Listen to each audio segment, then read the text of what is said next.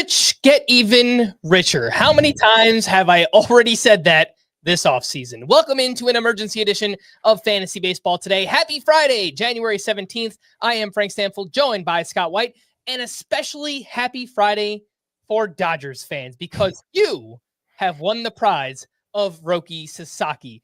This offseason's worst kept secret. We've heard the Dodgers, the Padres, the Blue Jays were finalists, but all along there was suspicion that Roki Sasaki would be joining the Dodgers, and that is exactly what has happened. Sasaki will get $6.5 million from the Dodgers, and if you're wondering how this is possible, because Sasaki is just 23 years old when he's coming over from Japan, he's actually subject to international pool money. He's not a true unrestricted free agent that, just any player could throw any amount of money at, any team, could throw any amount of money at, like Yamamoto was last offseason. So he is subject to that international pool money, and that's why you kind of see this lower amount. I mean, lower relative to other free agents, but obviously $6.5 million is still a lot of money for us, Scott.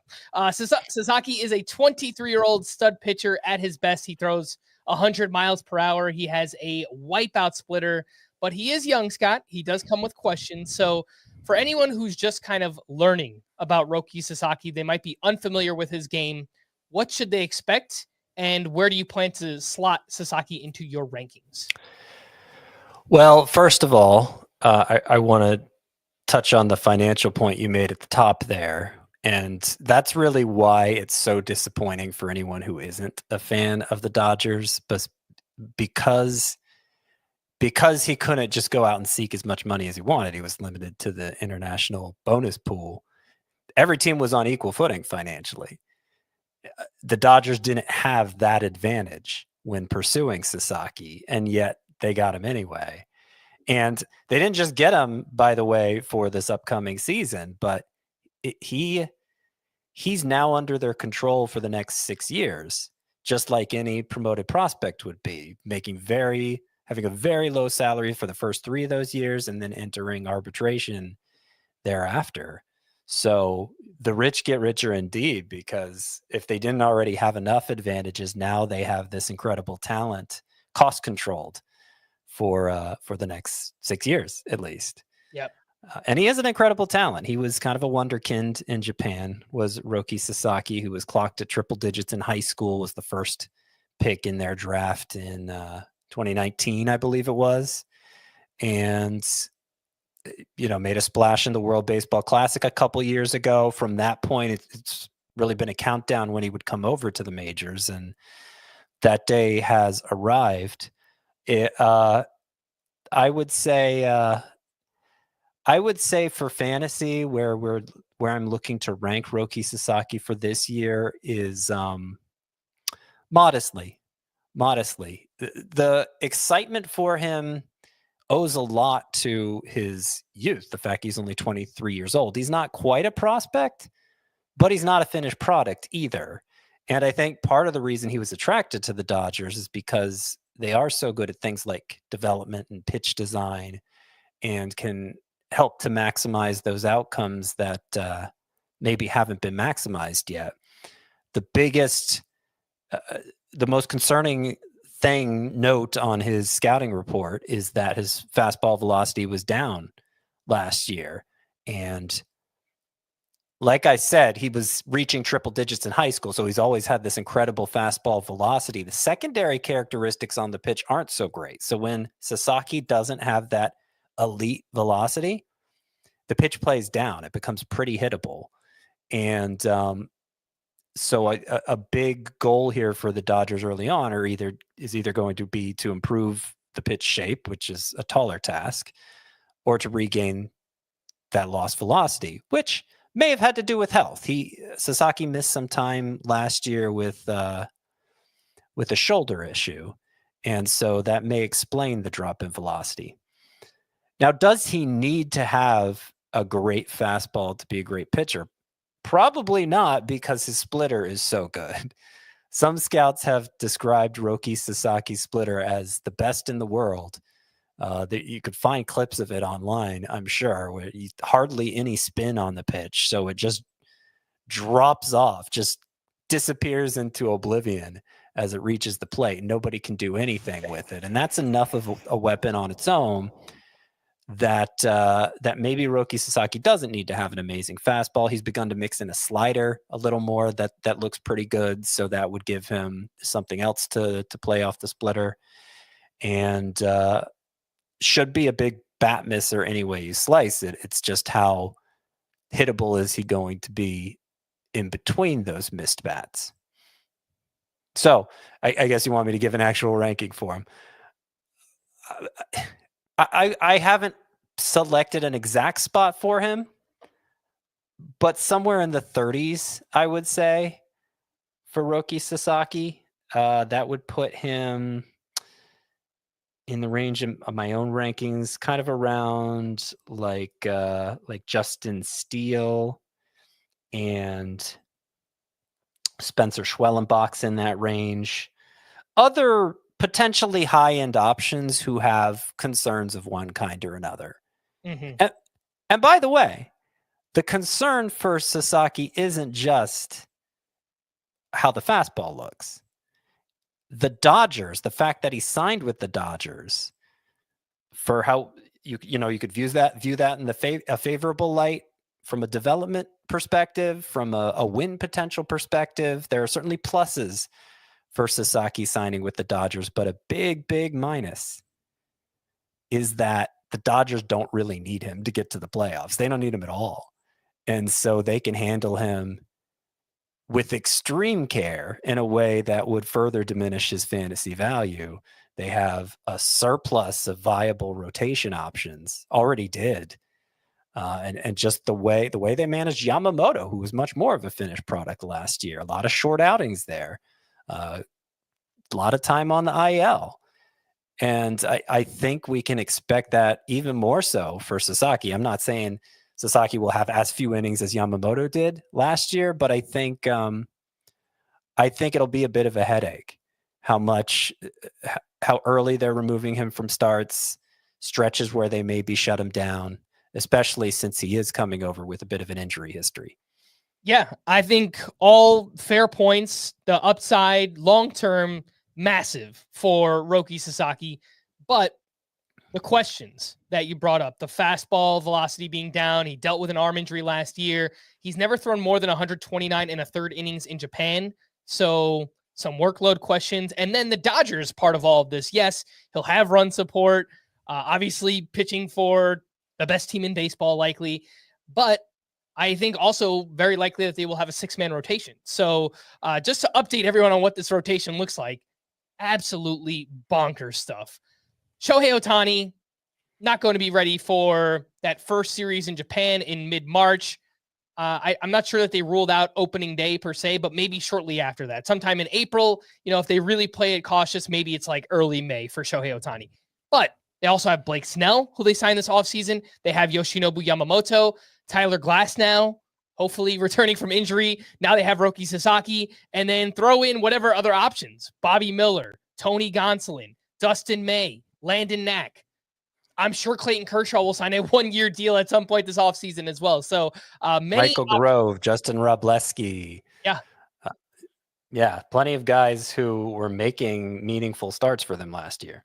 Yeah, and this 6-man rotation, I think actually from a pure baseball perspective and given the talent that they have on their teams, Japanese pitchers who are used to pitching once per week, on 6 days rest, whatever that might be, I think this makes a lot of sense for them, but it will undoubtedly limit 2 start weeks for all of their pitchers and just total volume, right? In terms of max starts throughout a season, where on other teams, you might expect an ace to give you 32, 33 starts. For the top Dodgers pitchers, you might only get, 28 to 30 starts, something like that over the course of the season. So just have to keep all of those things in mind when you want to draft a Blake Snell or Tyler Glasnow, who can't stay healthy anyway. Just keep all of these things in mind. Regarding Sasaki's ADP right now. So NFBC ADP in January for Sasaki is 78.7 as the SP18.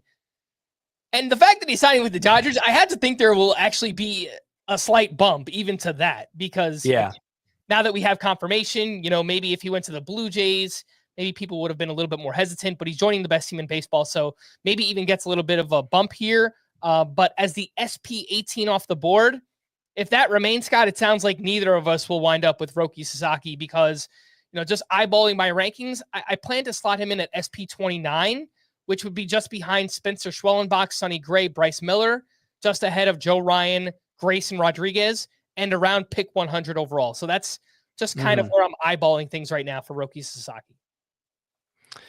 Yeah, there's so much hype. There's so much sizzle there that people want to buy into. And signing with the Dodgers increases that. It increases the sizzle. He's going to the juggernaut organization. He's going to have all the great supporting cast to bolster his win total, whatever else. But I actually think I'd like him more if he signed with the Blue Jays or the Padres because they need him more. They need to lean on him more if they were going to get where they wanted to get this year. And I think that's going to be the biggest issue for Sasaki from a redraft perspective. You said 29. I'm eyeballing it now. I'm thinking like 39, which would put him ahead of Brian Wu, Tanner Bybee, Shane McClanahan, Carlos Rodon, but behind Kodai Senga, Joe Ryan, Grayson Rodriguez, Zach Gallen. I think the workload is going to be, like I said before, a real headache. And in a way that, if we presume Yoshinobu Yamamoto or pick another Dodgers pitcher, Tyler Glasnow, we presume they have workload concerns. Well, we can trust they're going to be dominant with whatever innings they give us.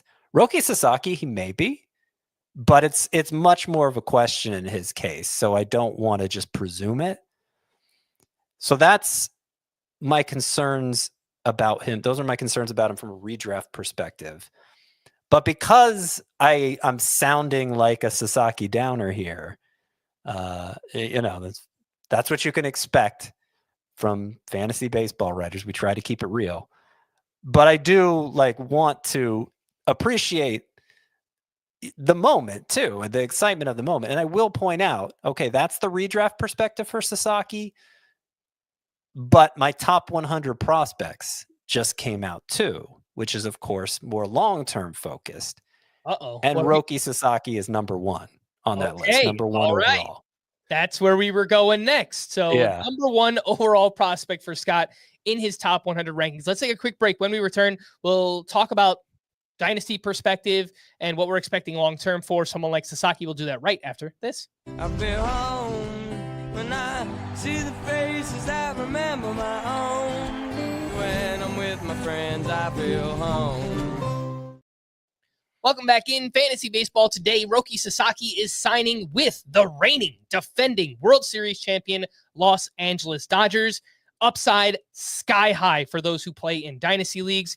He's clearly the top pick in first-year player drafts. So, above the Travis Bazanas and Charlie Condons and all those of the world, if you have a first-year player draft, please take Roki Sasaki first overall. As Scott said before we hit the break, top 100 prospects just came out. They're live on the site. Make sure to go check those out. Scott, you have Roki Sasaki rated as your number one prospect. And just a quick glance at Fangraphs. They have 20 on the 20 to 80 scale. They have grades out for Roki Sasaki's pitches. Right now, they grade his fastball and slider as a 55 with a 60 upside. His splitter, 80 out of 80. The top mark that you can get for a single pitch. Sasaki has already been given that by Fangraphs. Yeah, whatever that means. And I kind of laugh at it because I've mostly been looking at Baseball America.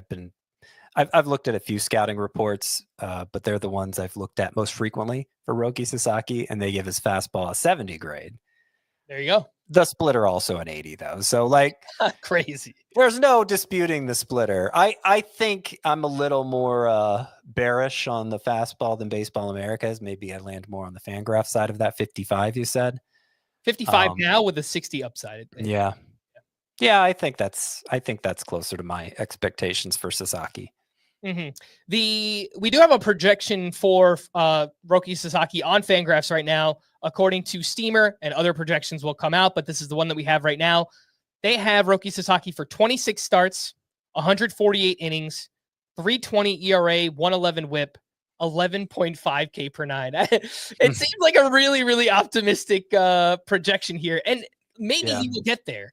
But again, and I feel like we have sounded like downers all podcasts. Like Roki Sasaki is an amazing talent, and I'm really, really excited to watch him pitch. I just wonder if the redraft ADP already and the hype will be too high based on his range of outcomes, right? Like maybe Sasaki can get to this level right away, give you 150 innings of, borderline SP1 talent, right? Like numbers. Yeah.